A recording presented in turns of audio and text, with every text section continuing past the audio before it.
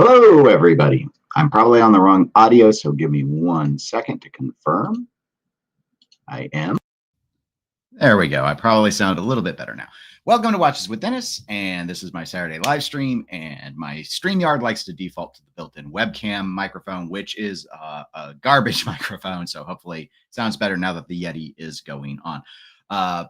I'm Dennis, of course, and today we are going to focus on Oris. So one of the few releases I saw over the last week in particular was the Oris ProPilot X Miss Piggy collaboration, a sequel, if you will, to their Kermit that they released, I think 2 years ago. Was it last year? Might have been 2023.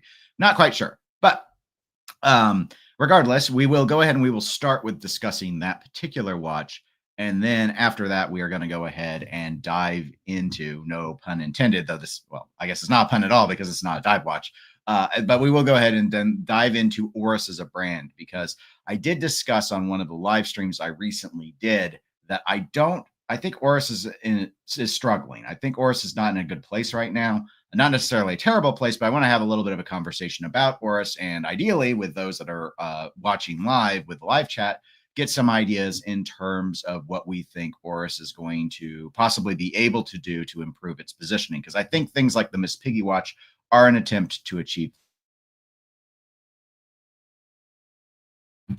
So, but before that, housekeeping wise, there haven't been any videos since my last live stream. I had been off work for about a week and a half between Christmas and after the end of last week. And then here in the Kansas City area, well, all throughout the Midwest, but in the Kansas City area where I am, we had significant snowfall.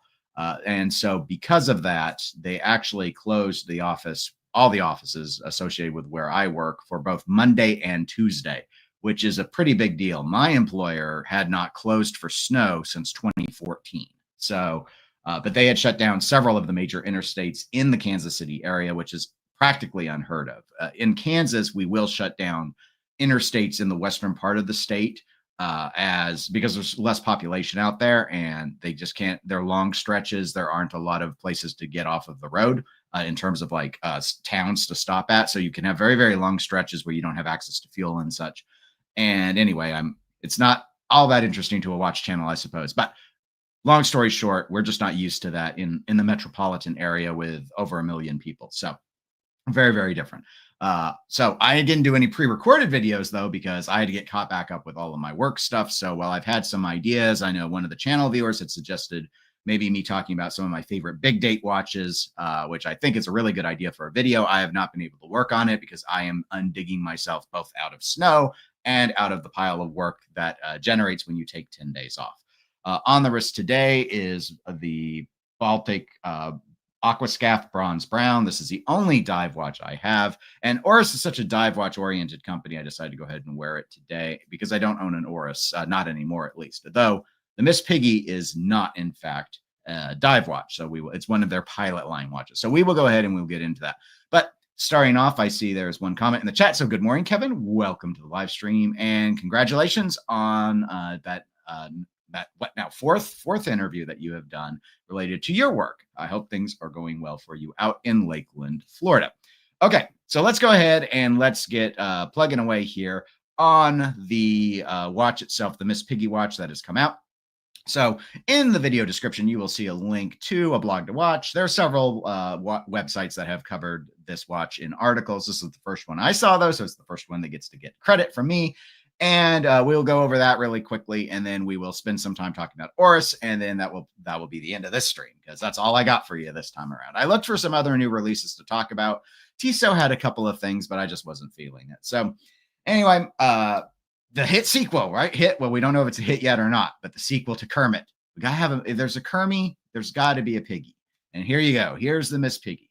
So it's in the ProPilot X infrastructure, but there actually are a significant number of changes that are in play on this particular watch. You didn't know what a Miss Piggy is. This is a Miss Piggy. Miss Piggy is from the Muppets. A lot of us, people my age, grew up with watching Muppets, like the Manhattan movie, and they were on all the time. And Jim Henson, his Muppets are very, very popular.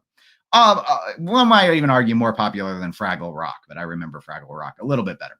Anyway, This ProPilot X obviously is going for a much more feminine style. The ProPilot X as a model actually has quite a aggressive structure, and this hasn't forsaken all of that, but has softened it.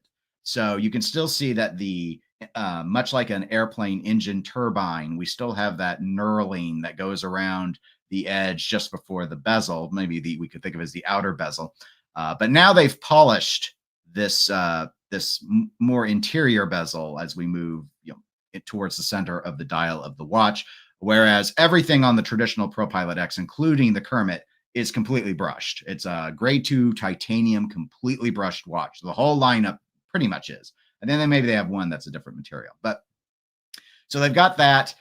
They've shrunk the size. The ProPilot X is typically a 39 millimeter watch. It doesn't wear, I mean, it may wear bigger than 39 millimeters as an integrated bracelet-esque style. It's not really an integrated bracelet style, in my opinion. It's just a weird watch. But I had one of them. It doesn't wear huge. So this going down to 34 millimeters, I think, is very clearly to target women in particular and men who like this shade of pink and have a wrist that is willing to wear a 34 millimeter. But I haven't heard a lot of people saying that they couldn't pull off the 39 millimeter, even with a small wrist.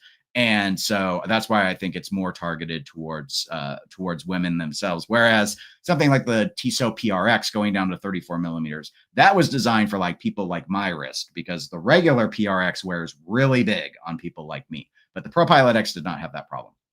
So anyway, they've gone ahead and this model, how is it? You might have been asking, how is it that they got this bezel so shiny if it's grade 2 titanium? Well, this isn't grade 2 titanium. This is stainless steel. So that also helps keep the price down, which we'll get to in a moment. Sapphire crystal, a couple of other interesting changes. We might have another picture here that can better convey it. So at the 12 o'clock position, we have this sort of baguette diamond to represent the 12. Because Miss Piggy likes her bling. A change that I think a lot of people wish had been on, actually, I know a lot of people wish had been in place for all the ProPilot X's, is then the rest of these indices are applied. The ProPilot X does not have apply indices usually. They're painted on, and a lot of people do not like that given the price point of the ProPilot X, which is one of the higher priced watches in the Oris lineup that isn't complicated, because the only complication is a date. Speaking of that, that's still the case here. We've got the actually, we don't have a date window. The trick that they've done is with Kermit, there was the date window, and on the first of the month, Kermit's face would appear. What they've done here is they've gone with a closed case back watch. The watch does still offer 100 meters water resistance, but they've gone with a closed case back watch, and then this lets you see the rotor, and there's a position on the rotor where Miss Piggy's face is visible. Now, this aperture window, because that's all it is, obviously, is an aperture window, is mineral glass, which I don't know why they did that. I've seen other brands use mineral glass in certain situations, even though they protect the dials with sapphire.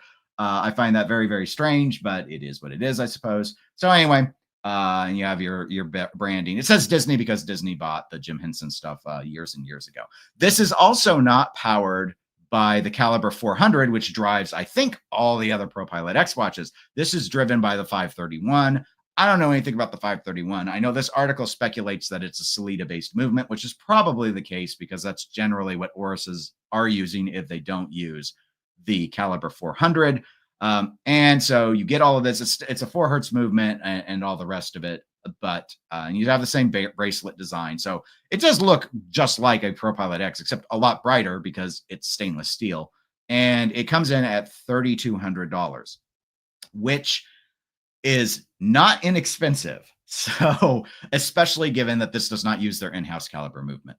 So anyway, my thoughts.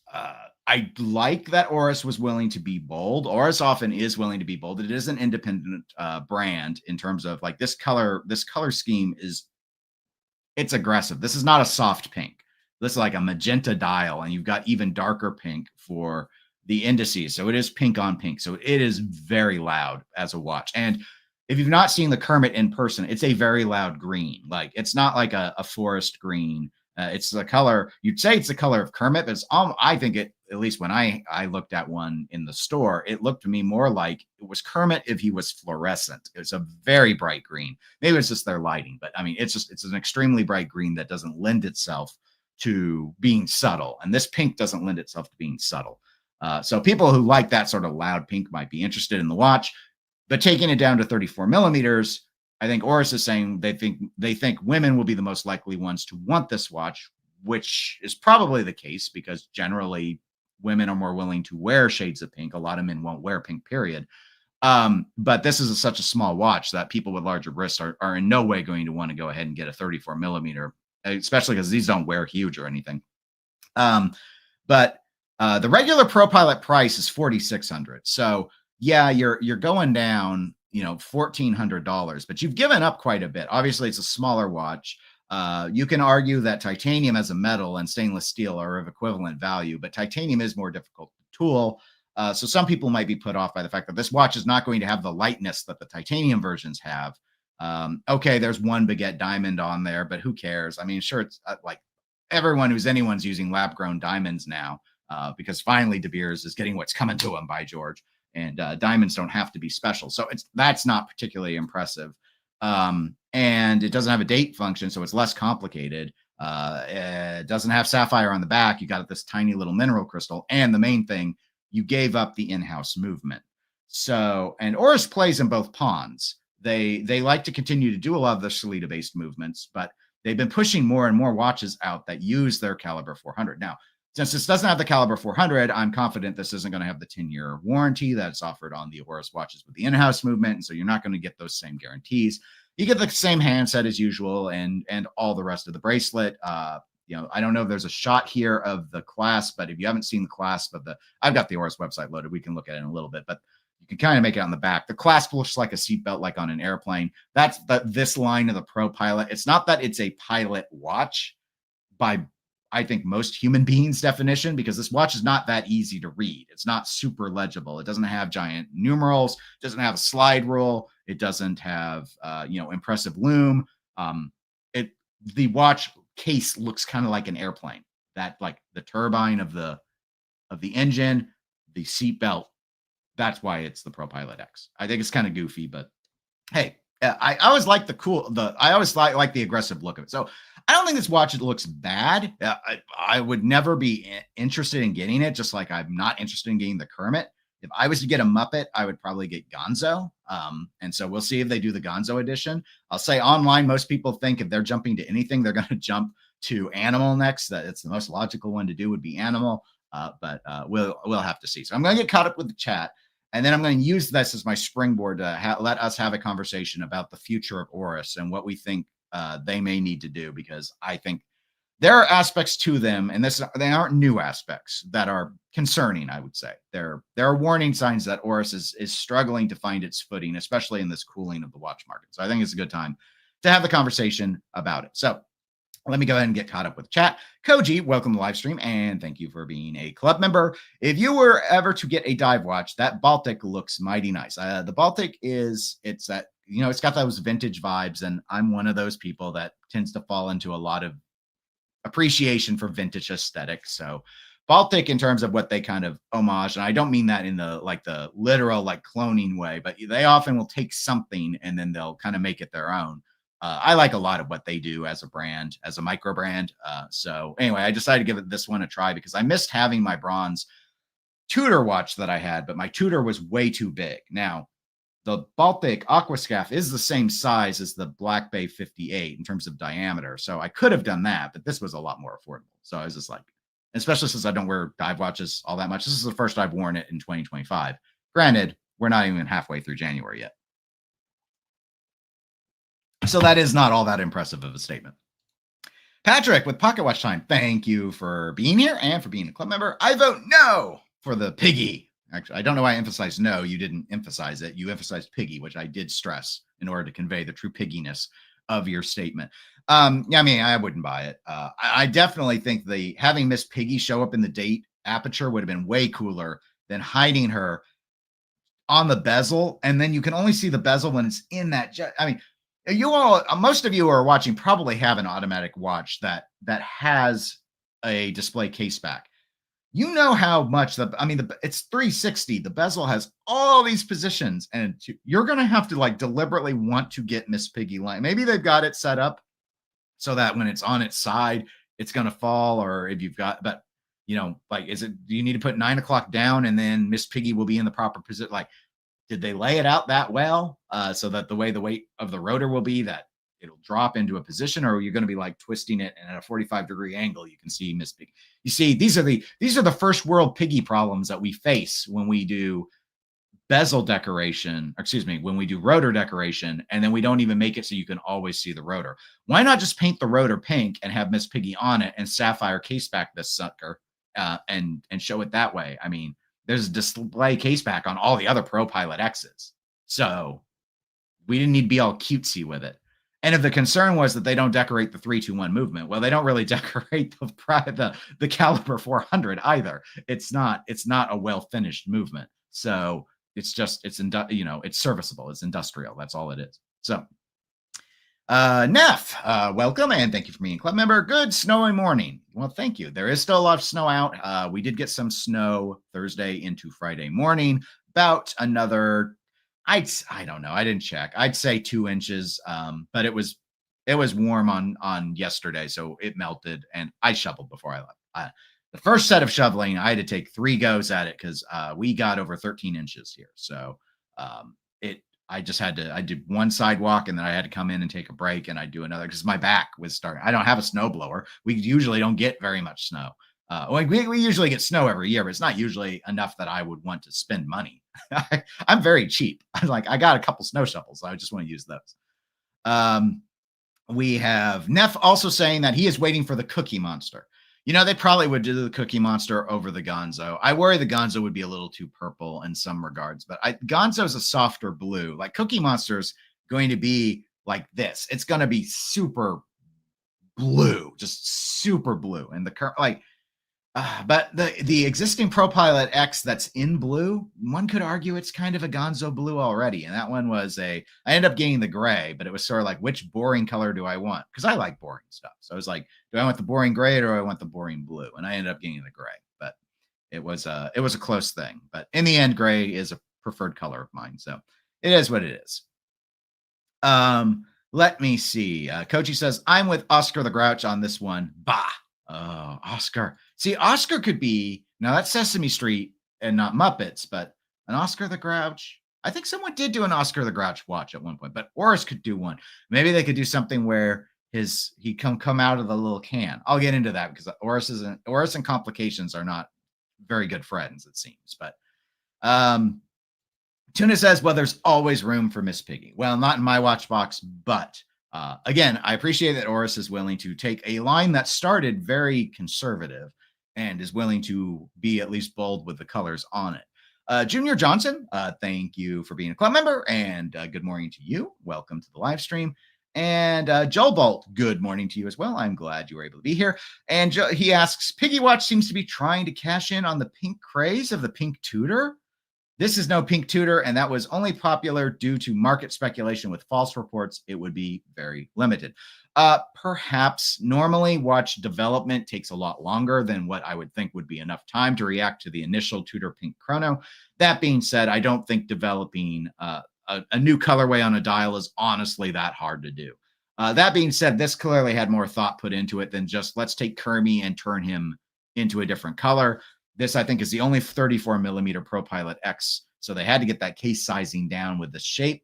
They did it in steel. That was a pretty big change. They've got the baguette diamond that you can see here at the top, and they went with a completely different movement. So I'm going to say no, I don't.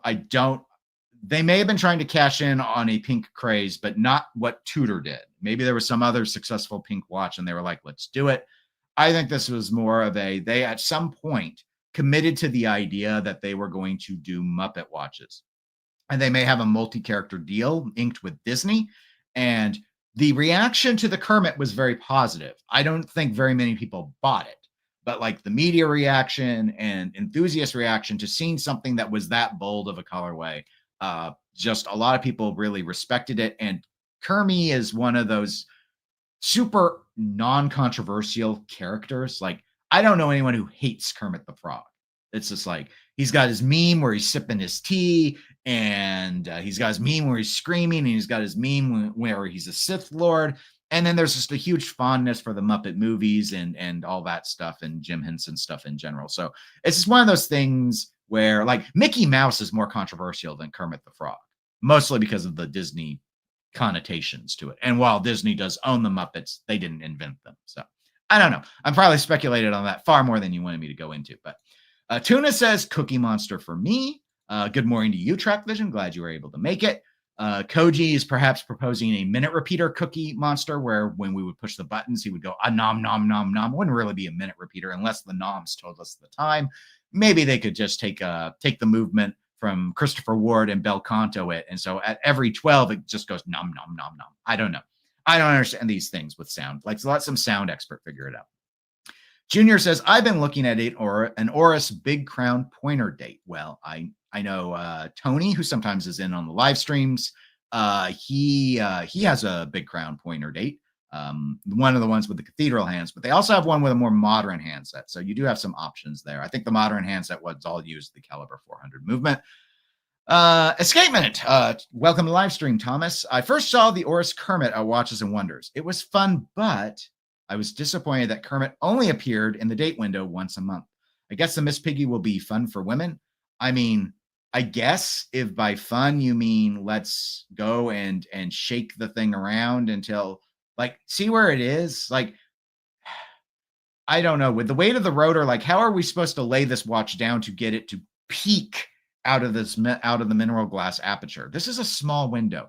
I don't understand why they didn't take all of this clear, unengraved portion and just put in a display kit. Even if you still want to do mineral glass, fine, do mineral glass, but make it so you can see the entire rotor. So then you could always see her. And that would be two birds, one stone, would it not, Thomas? Because then you would actually see her all the time you look at the back of the watch, and you don't have to do the jiggle thing, which at least Kermit is clearly visible one day a month. In this instance, you've got to get it positioned so that she's showing in this very small window, because that is a very small portrait. Neff says, you're going to be fumbling with the Oris like one of those handheld mazes with the ball bearing. Exactly. That's my concern. And again, it's just a little quaint. This isn't the point of the watch, right? The point of the watch isn't Miss Piggy's face. They've chosen not to let it be. In case you didn't know, in case you were illiterate and couldn't read Miss Piggy engraved on the back, this is what makes it really clear that it's Miss Piggy. Everything else about this, oh, they do have a shot of the clasp, so you can see the seatbelt inspirations that the ProPilot X uses. The thing about the watch that's Miss Piggy that they think people will want is this really, really loud pink. And it's interesting because it's not like a hot pink. It's like there's this deep magenta, and then they've got these and the ProPilots often have indices that will, on some of the models, that kind of blend in a way, integrate very, very well, aren't designed for legibility and standout look, but it's one of those things. So anyway, very, very interesting. But Neff says, the only Gonzo I recognize is Hunter S. Thompson. Gonzo journalism. Well, Gonzo is the blue guy with a big old nose, and he had like he had a bunch of fangirls who are chickens. I don't know.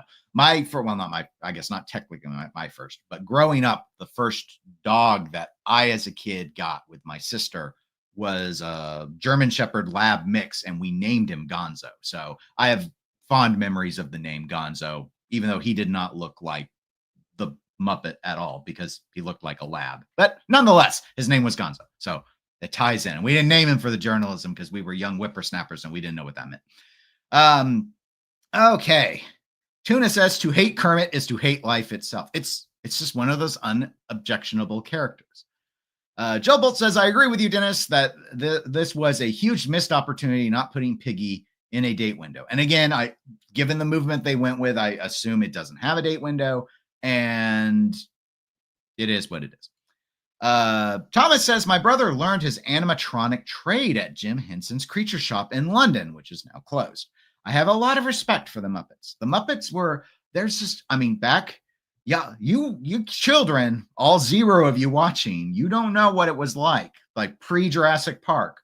We had to use animatrons and we had to use puppets, and that's how we had our special and stop motion. That's how we had our special effects. And so nowadays, practical effects are sometimes used, but in many, many instances, there's a great reliance on computer generated displays. George Lucas was a huge proponent of all of that, in fact, which is interesting because Industrial Light and Magic made its name for itself using practical effects. And a lot of people lost their jobs when that transition came.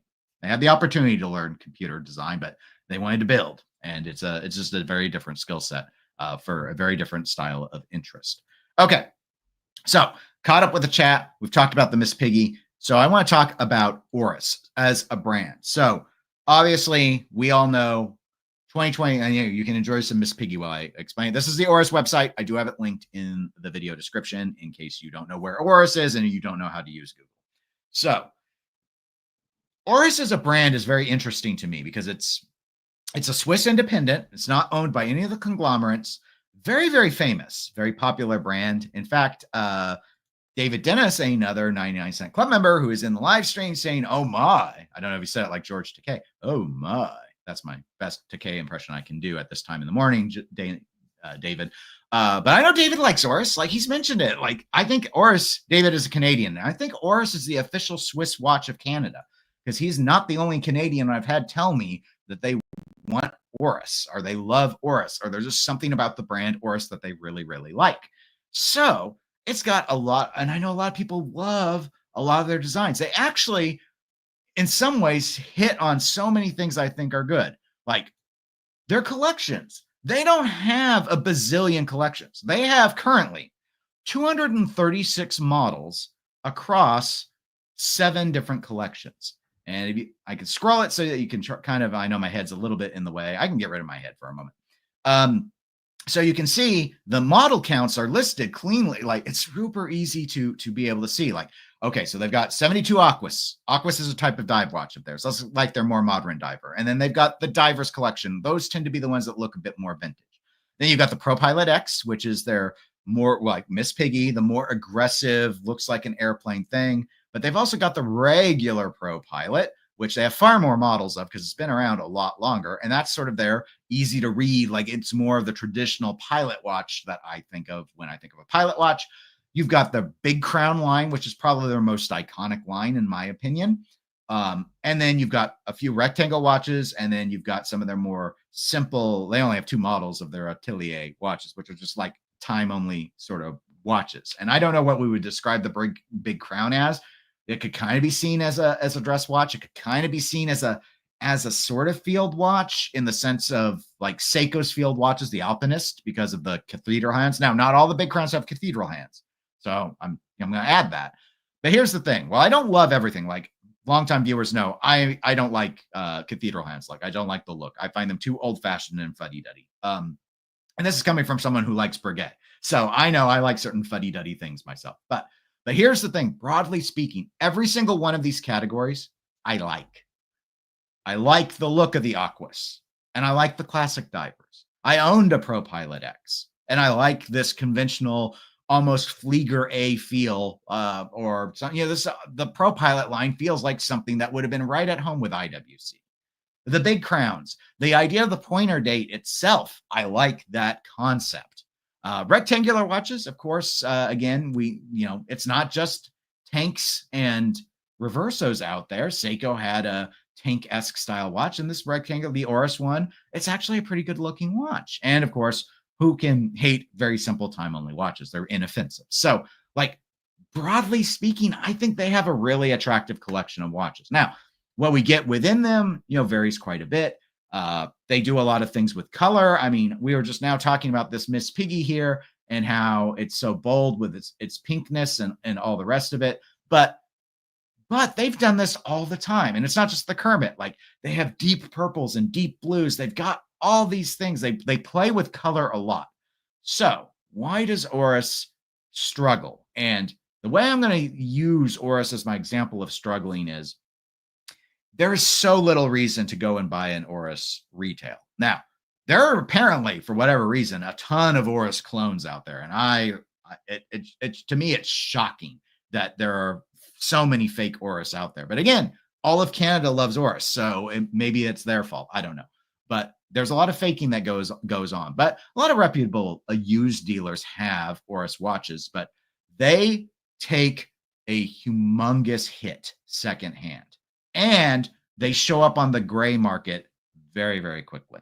So if you go to Joma Shop, for example, you will see that there are a ton of Oris watches available. Like, I think I waited maybe half a year when those bronze cotton candy watches, if you don't remember, in the regular diver line, they ended up turning out a variety of bronze watches that were sort of fun color, too fun for me ultimately. But this was kind of around the time of, though I don't think it was inspired by it, like the Breitling P or B, or was a B01 with the pistachio dial. So they had like this green one and all of that. These things hit, like the pink ones hit first. Again, blue and green are generally, men will prefer those colors over pink. So the pink ones hit first, but I don't think, maybe 6 months, and I started to see them on Joma Shop.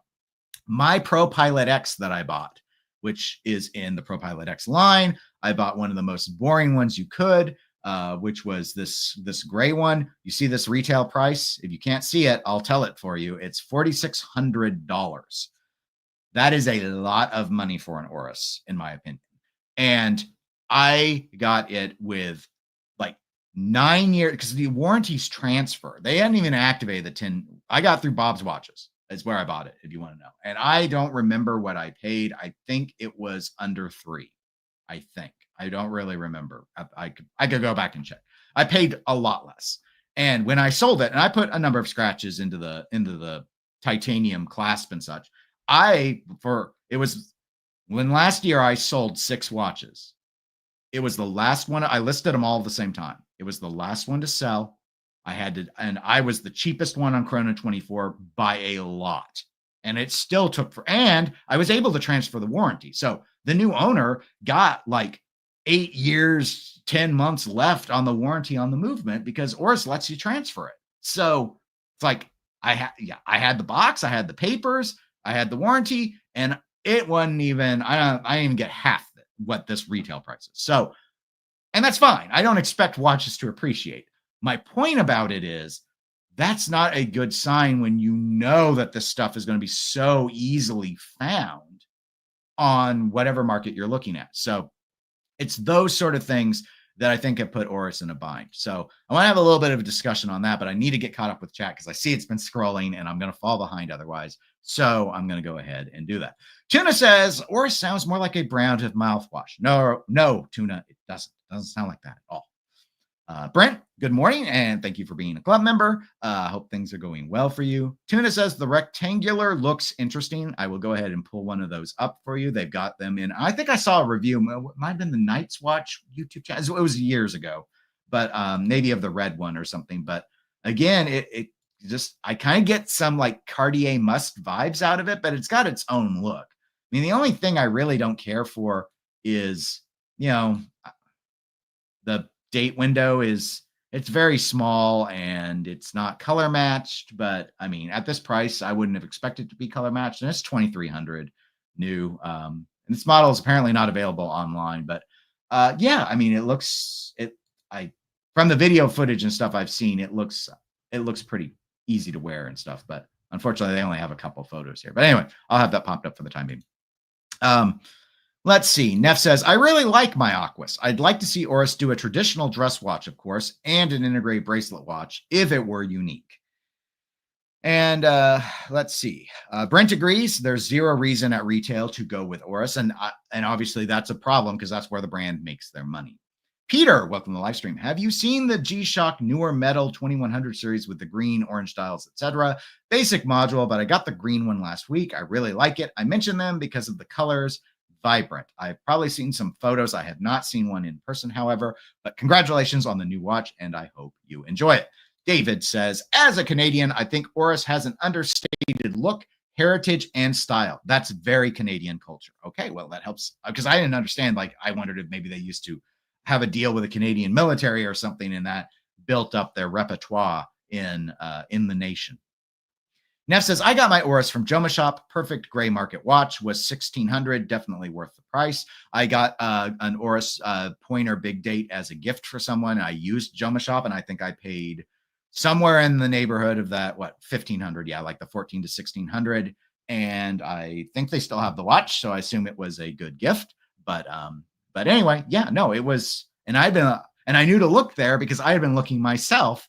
But like when I got my ProPilot X, it was cheaper, unsurprisingly, to buy it used than it was to even buy it gray. So that's why I ended up going ahead and doing it. Tuna says, Oris is a good brand that has always been here, but it seems to be ignored by many. But why? Let's talk about why. So what is the issue with Oris? Now, I think they've got a couple of things in play here that cause some issues. So here we go. 7 collections, not particularly overwhelming, but sort of samey. Let's talk a little bit about that. So, okay, what do they have any dress watches? I would argue not really. You might argue the Big Crown could be seen as a dress watch, and I would agree. The rectangular watch is a dress watch. It's a 30-meter water-resistant watch, but there's only 4 models to choose from in the collection currently, so they don't have very many. The Atelier line, probably meant to be a simple time-only dress watch, but it's 2 models. That's 6 units. But even if you want to count the Big Crown, that's going to take us up to 35 of the models out of how many? 236. So 15% of their collection is kind of dress watch. You've got 26 models of ProPilot and 9 models of ProPilot X. So Pilot, if you want to count the ProPilot X as a pilot watch, which I think, again, legibility-wise, they are in no way a pilot's watch. I've whined about this before, and I'm going to stress it again because I want you to look every single one of these dials. It's zoomed out, and that tells you everything you need to know. Can you easily, at a glance, tell what time it is? The answer is no. You don't get to answer. I will answer for you. The answer is no, you cannot, because they've got baton markers, limited lume. They are limited in lume. In fact, like the one I had, this black lume, it is lumed, but they dyed it black, so it barely glows at all. The other ones glow better than that, but they are not lume monsters. So, like, they have none of the vibes of a Flieger. They offer no pilot tool. There's no GMT complication on any ProPilot X. There's no slide roll like what Breitling would do with the Navitimer. So it's like there's just nothing about them that's a true pilot's watch, except that it looks like the parts of an airplane. That's why they call it that. Whereas the mainline ProPilot, these are true pilot's watches because the legibility was the focus. The clear Arabic numerals, that's a fair pilot's watch. But anyway, I'm going to group them together. That's 35 also. So that's the other 15% of the Oris catalog. The rest of it is dive watches. And I know divers are popular. Of all the sports watches, what's the most popular watch? What does every micro brand start with? It's hyperbole, guys. I don't need a list of all the micro brands that didn't start with a dive watch. They all start with dive watches. We know it. They start with dive watches because that's what people want. So you have 94 in the diver line, and then you have another 72 in the Aquas, which is just another diver line. So that's 166 watches out of 236 total. 70% of Oris's existing catalog is a dive watch. So now, even though you see 6 collections, when you look at the number of models in play, you start to understand that Oris is a dive watch company that occasionally plays around with pilot watches, and that's it. They still have their heritage Big Crown stuff. That's the only other bulk of that 15% other that you might want to maybe call dress watch. But again, I don't think it's appropriate to call the Big Crown a dress watch. Maybe some of them. But again, some of them are on straps. Some of them are on bracelets. You could say it's their answer to the Datejust, which I kind of think of as a go anywhere, do anything sports watch, generic sports watch. That looks good in a suit, sure, but that's not its purpose.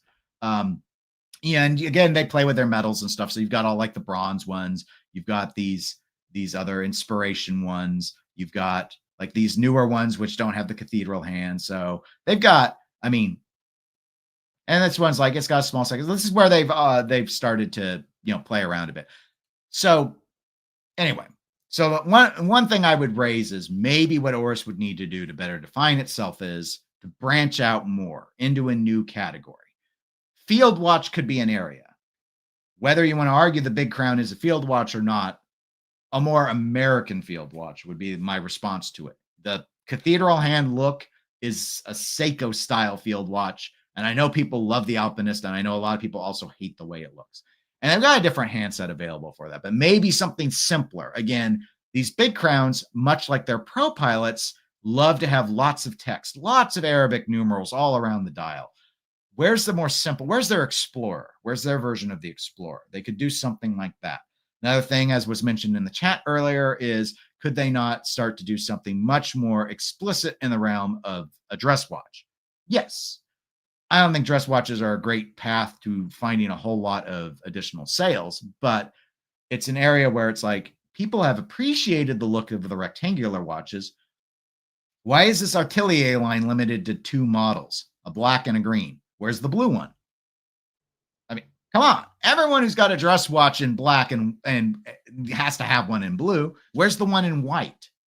Yes, I know white sells less than blue, but it's like the go-to standard for a dress watch is going to be a white dial or a silver dial. Where's the silver dial? It's just, again, that's one of those things. So I'll get caught back up with chat, but that's one area is I'm just like, it's super. They did not put all their eggs in one basket, but when 70% of your eggs are in the dive watch basket, you can tell where their comfort level is, and their comfort level is clearly in swimming. So, and there's just a lot of competition in that realm, a lot of competition with dive watches because every micro brand's got one going up against Oris, and the micro brands are generally cheaper. Brent says their bezels are not the best, as one thing of concern with them. Tuna says, I suppose the Atelier one is kind of dressy. Yeah, and yeah, I would count it as a dress watch, all 2 of them, but it's 2 of them. Jason, welcome to the live stream, and hope things are going well for you out in Aruba. Atelier says our brand did not start with a dive watch. But then again, we're not a micro brand. So you see, you don't count. Only micro brands count. You must count the micro brands only. And yes, I'm sure there are micro brands that started with something far more unique than, I mean, the easy low-hanging case in point fruit is Studio Underdog. They started with a chronograph that was in no way a dive watch. But you know what? That's not convenient to my argument. So we are ignoring that, and we are going with my hyperbolic statements, which are much more compelling when we act like they're universal truths. So that's why we're running with the way we are.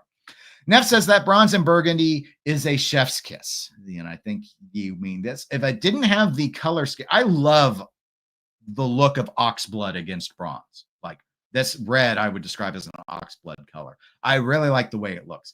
I do not trust bronze bracelets. That seems like a recipe for green wrists and skin irritation. It used to be a rule that you didn't ever let bronze touch your skin, which is why Tudor uses a PVD coating on the back of their bronze watches, why this Baltic watch came on a strap and the back of it is stainless steel. I don't understand putting a watch on a bronze bracelet, but it does look good. So I guess I understand. It looks good. I really question it because I've seen people on Watch Crunch show photos of it and their wrists do start to turn green, which seemed inevitable. I would argue maybe it would be better to do a bronze color watch for a bronze PVD color for the bracelet if you wanted it on a bracelet. That would be my argument, but I don't get my way. So I didn't buy it though, because I'm like, no, I don't want my skin to turn a weird color, and I don't like the cathedral hands on it, but that's another matter. Okay. So that's one angle.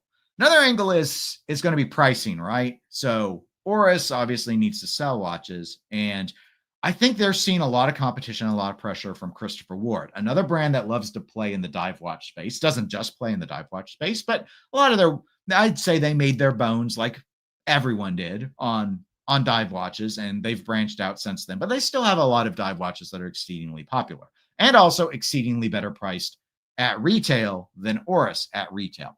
But Oris actually is trying to move up market. This has been the response almost all brands have had to diminishing sales is let's charge more for our watches, and then we don't even have to sell as many, but we can still make as much or maybe even more money.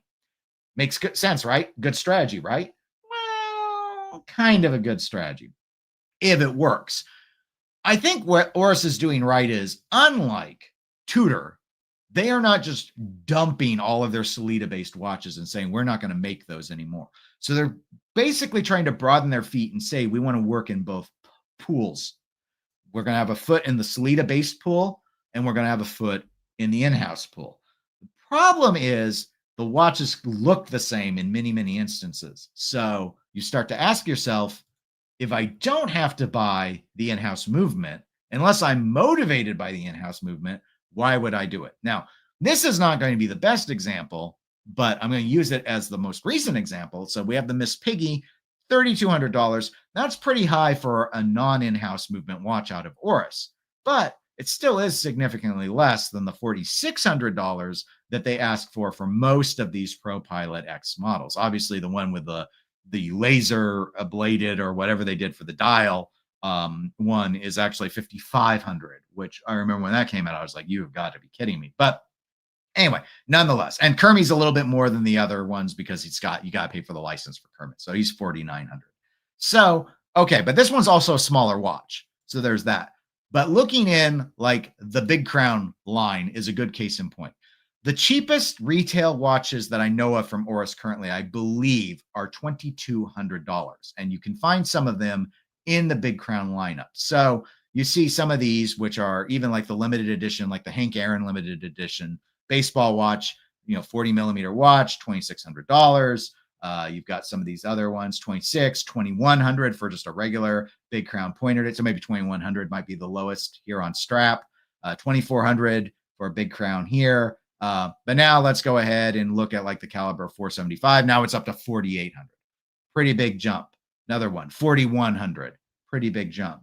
The Wings of Hope we don't count because the gold one was made out of gold, so it was $18,000. So that's not a good example. And that, incidentally, the $18,000 is not the most expensive watch in this collection or in Oris's lineup. They have one that's over $20,000. But you see what I'm getting at?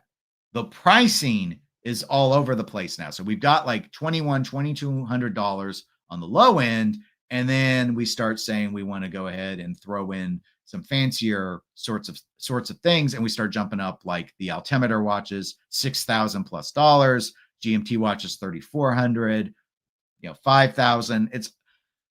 And some of the looks are the same. You can get an in-house Big Crown movement, or you can get a Sellita-based movement, and the Sellita one is so much more approachable. I think it would work better for Oris if they had the in-house watch, the in-house movements were only in certain designs. So if you wanted that design, there wasn't a cheaper way to get into it. But I think they're probably really worried to do that because what happens if people balk? What if so let's use these like the Oris Taste of Summer or the Oris Date, 43.5 millimeters, $2,700 watch. The Great Barrier Reef version, $4,500. Now that's a limited edition model. So, but normally we don't pay an extra $2,000 for a limited edition out of Oris, right? Did they end up using the caliber 400 in this watch? I don't remember. I think they did because usually if it's over 4,000, they did. Yes, they did.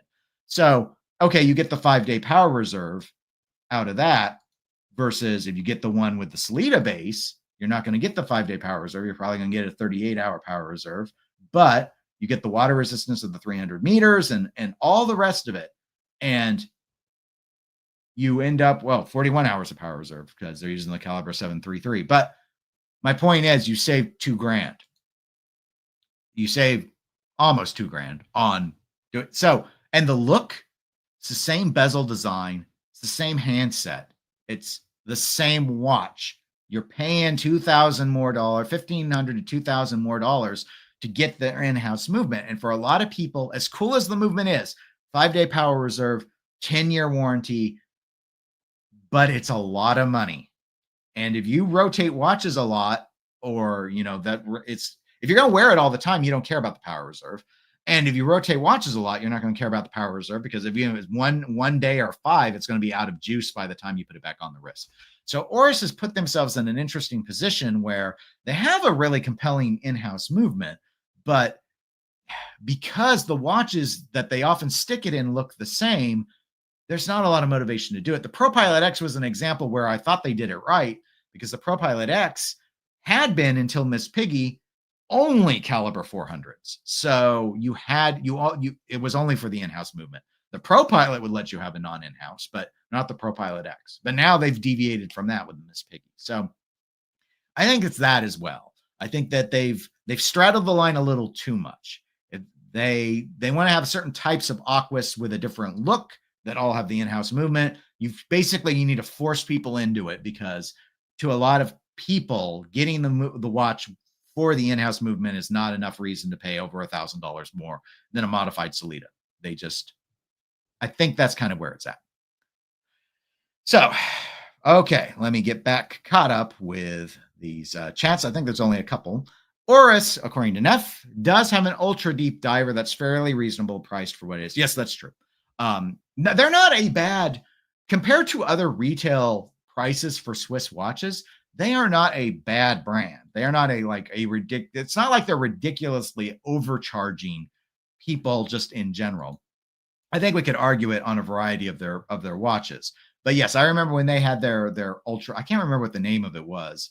If it was, it was an Aquis, wasn't it? Yeah, it was their. I'm going to load it up for you guys so you can see it. So it's the Aquis Pro 4000M, so 4,000 meter a watch. It's almost 50 millimeters in diameter, but all of those massive deep watches are stupid looking watches. But $6,600. The Rolex and the Omegas are all 5 figures. So very, very, very true. The issue that we run into with Oris, of course, is that, like, is this watch going to be 6,600 used? Absolutely not. So why wouldn't I wait? Because I think they're going to build too many of them, would be my guess. Unless it's a limited edition, I'm going to guess they're going to build too many of any watch that they have. So that's just the thing. They make too many watches, and then they get dumped on the gray market. Breitling used to have this problem.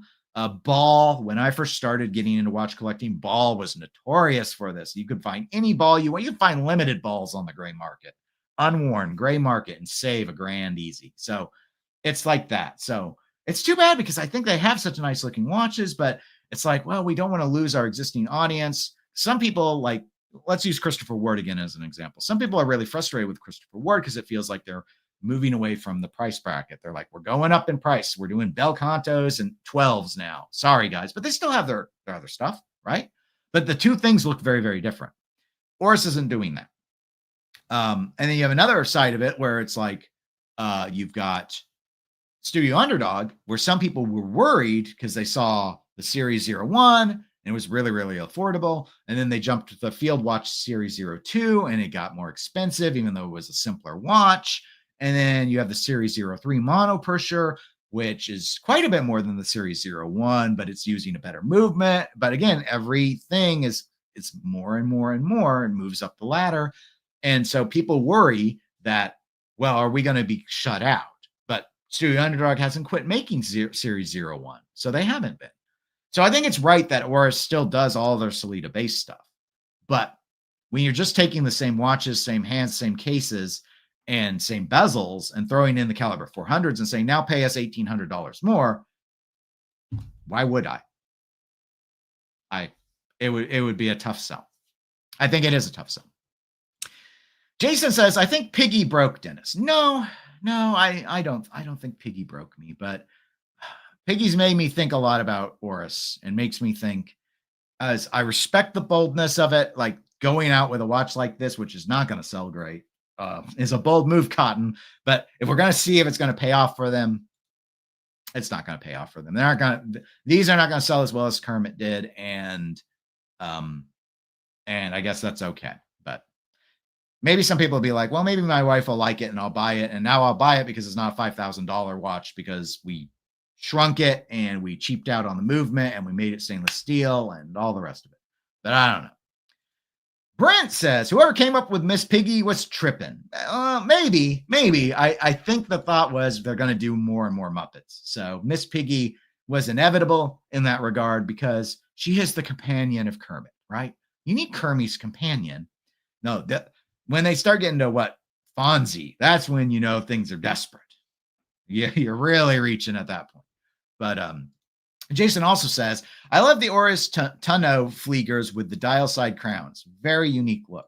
Oris has some very interesting back catalog stuff as well that they could lean into. But aside from the big crowns and a lot of the classic divers, the vintage style divers, which I think look great, they haven't really leaned more into the market. Sorry, I saw your note about my reference on the Balls watches, limited ones on the market. I did suppose I shorthanded it a little bit, so inadvertent amusement confirmed.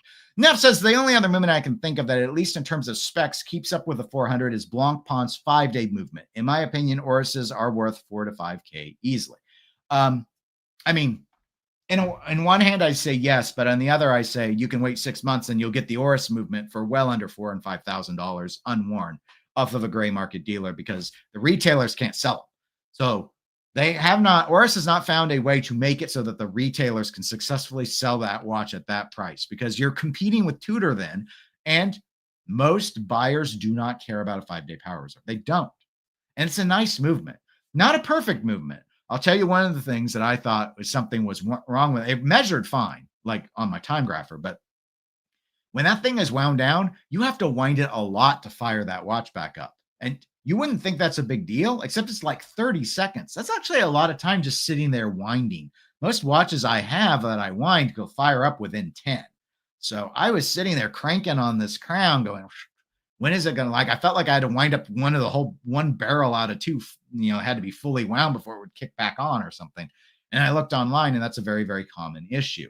And I don't know if Blancpain's has that problem or not, but I'll tell you what, when I just want to, sometimes I will set the watch and then I will wind it. And I want to just do that and go. Sitting there continuing to wind away is not what I want to do with my time.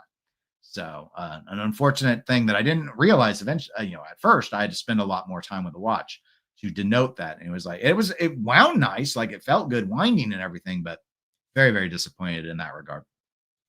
Neff does add, I do wish they actually finished the Caliber 400 and had a bit more variety with their models. That's a criticism I have of Tudor, though. You're going to throw in display case backs. You best be finishing those movements. And yeah, it's a little frustrating, but the ProPilot X, again, especially gray or used, is so cheap, I don't judge it as harshly. Now, they could do something like this, but I think this with a little peekaboo aperture is super stupid. And so I think they should have displayed it even with the undecorated movement. Now, this is not an in-house movement. So again, not a big deal. Jason says, Meisterflieger. Those were the models. I am not familiar with Meisterflieger. I will have to go and look them up. But anyway, that's it. I just wanted to share some thoughts about Oris and, what they talk about the Miss Piggy, which we did. Yeah, not probably going to do very well. It's a bold look, but so was the Kermit. And Oris today, very, very dive heavy. And I think the problem is they need a little bit more model diversity where they have their diversity, like the Atelier line. They just don't have any models in it. I mean, 2 models compared to, almost 100 in just the diver, not the divers combined, but just the diver isn't doing them any favors. And doing the same style of watch, same hands and everything, and having in-house and Salida, like they're cannibalizing from themselves, where a lot of people who just want the look have no reason to jump up to the higher movement. So I think those are the biggest issues with Oris. I'm sure we will see something out of them for Watches and Wonders. So they decided not to hold Miss Piggy for that. So I think they've got something else up their sleeve. Will it be Cookie Monster? We don't know, but Cookie Monster is Sesame Street, so probably not. We can only hope for Gonzo, but I do fear it will be Animal. But hey, if you like bright, vibrant colors, Animal's going to be right up your alley. That will be it for today's live stream. Thank you, everyone who was able to tune in live. I do appreciate it. I hope you enjoyed it. If you enjoyed the video, please do give it a like because it helps people watch it later. How? I don't know. I don't work for YouTube, and I don't really read much on their algorithm. I mostly just do terrible thumbnails that don't get me any clicks. But anyway, I would appreciate it if you did enjoy it. If you watched this video as a recording, go ahead and leave your comments about Oris or about the Miss Piggy specifically, and I will go back and read those. Take care, everybody. I will talk to you on the next one.